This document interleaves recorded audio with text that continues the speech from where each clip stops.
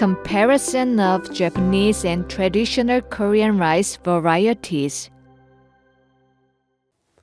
This segment explores the tensions between colonial agricultural policies and traditional Korean farming practices, examining how Japanese authorities promoted their rice varieties over native Korean ones, and the reluctance and resistance of local farmers.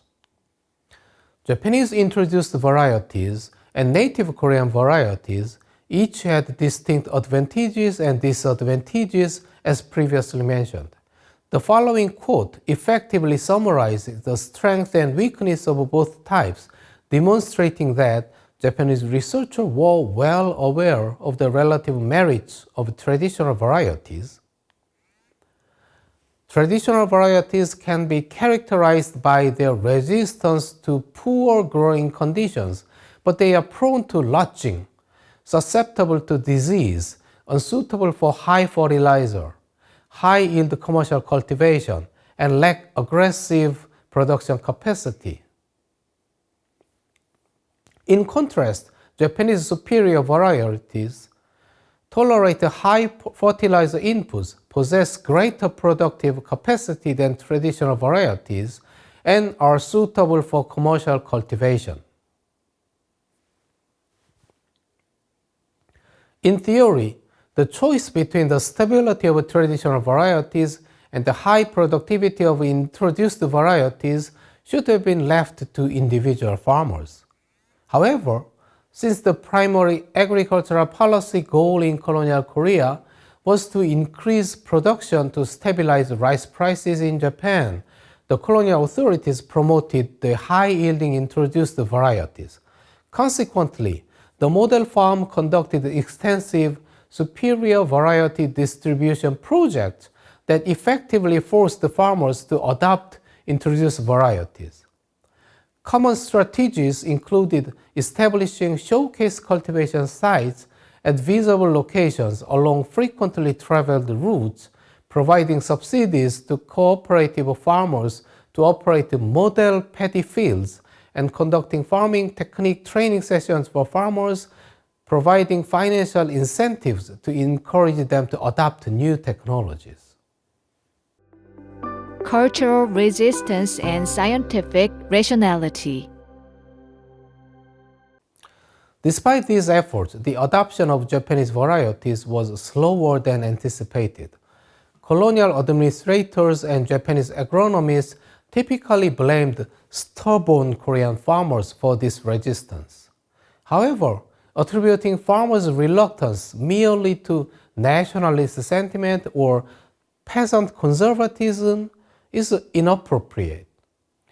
The test fields of the model farm were the best managed rice paddies in terms of irrigation and farming techniques, so it was perhaps inevitable that Japanese varieties would not perform as well when distributed to actual farmers as they did in the controlled environment of the test fields.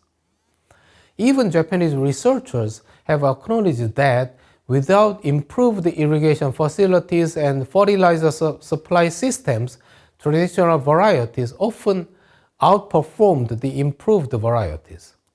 However, the colonial authorities failed to understand the risk-averse mindset of farmers.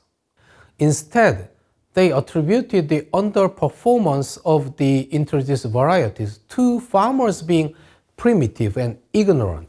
With such a diagnosis, the prescription focused on forcing improved varieties rather than listening to farmers' opinions. Guidance from local government offices was accompanied by police, and cultivation of the traditional varieties was prohibited regardless of farmers' wishes. During the first decade of the colonial rule, armed rural instructors frequently destroyed seed beds that did not comply with guidance. And after the March 1st movement, fines were imposed on farmers growing traditional varieties to compel adoption of introduced varieties. Introduced varieties were designated as recommended varieties, providing direct and indirect benefits to farmers who cultivated them, and subsidies were given to farmers responsible for seed multiplication.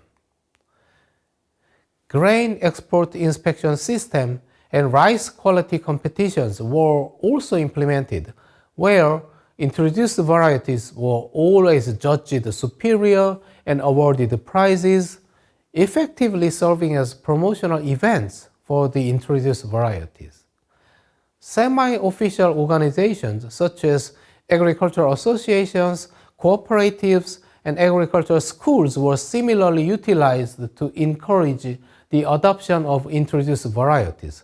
Moreover, the seeds distributed to farmers as disaster relief were, of course, the introduced varieties.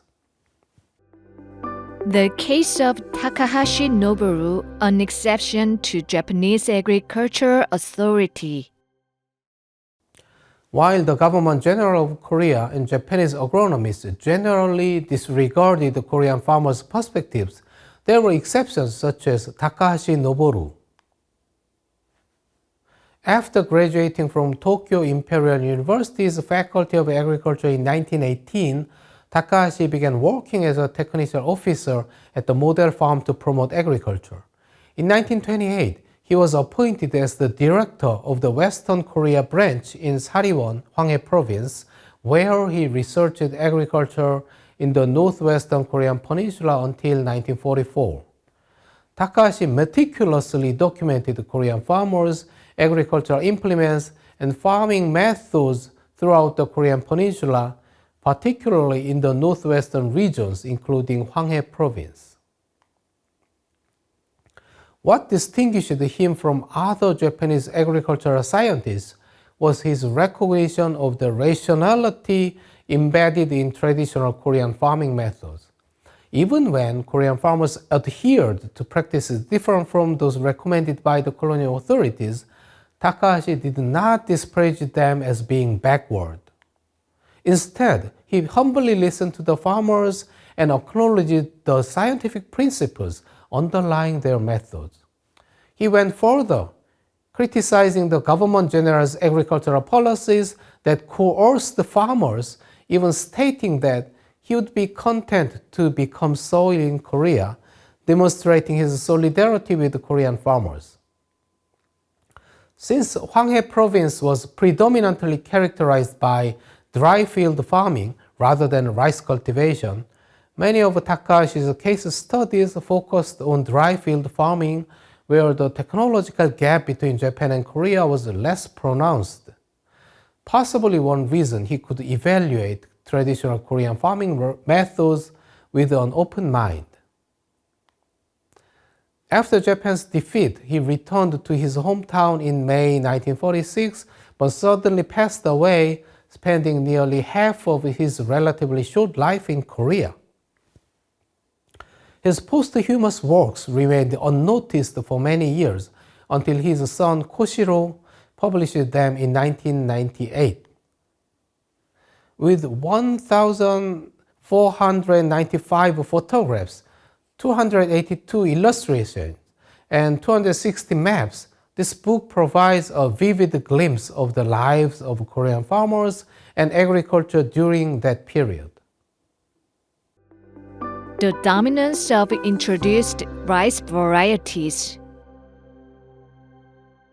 Despite farmers' reluctance, Japanese rice varieties spread widely because landlords, especially Japanese farm owners, actively pursued seed replacement. Japanese farm owners and rice merchants had been steadily expanding their influence in Korea even before colonization. They held prejudices against Korea's traditional varieties and farming methods and naturally preferred Japanese varieties and techniques. The first official instance of Japanese rice varieties being imported to the Korean peninsula was the purchase of Miyako seeds from Yamaguchi Prefecture in Japan by the Mokpo Chamber of Commerce in 1902. Wasei-shinriki, which would later be recommended throughout Korea as a superior variety, was introduced to the Yoshida farm in Kimje, North Jeolla Province in 1907. Waseshiliki was subsequently tested and promoted by the model farm to promote agriculture, which marked the beginning of the gradual expansion of superior varieties. As the cultivation area of introduced superior varieties increased, traditional varieties progressively lost their place. Introduced varieties, which accounted for only 2.8% of the total cultivation area in 1912, gained dominance over traditional varieties at 52.8% in 1920 and continued to expand thereafter. In general, as observed above, in the competition of the traditional varieties versus the new Japanese varieties, the interests of the state power and individual farm households tended to conflict. Individual farm households prioritized their survival over pursuing uncertain profits based on a safety-first principle, whereas state authorities prefer to adopt new technologies despite microscale risk factors as long as they can increase yields in macroscale. However, these microscale risks could be life-determining issues for individual farm households. In this respect, the conflict between colonial powers and landlord classes versus small and medium-scale farmers over the introduction of new varieties in the 1920s and 1930s bears a striking resemblance to the confrontation between the Park Chung-hee regime and the dissident farmers regarding the expanded distribution of the Tongil rice in the mid to late 1970s. Reform to the Agriculture Experiment Station. In the late 1920s, the model farm underwent a major restructuring and changed its name to the Agricultural Experiment Station. The need to adjust the model farm's role arose due to domestic circumstances in Japan. Following the rice riots of August 1918 in Japan, the Japanese government abandoned rice self-sufficiency within Japan proper and considered improving rice production in the colonies. The Colonial Rice Production Increase Plan was implemented as an extension of this policy.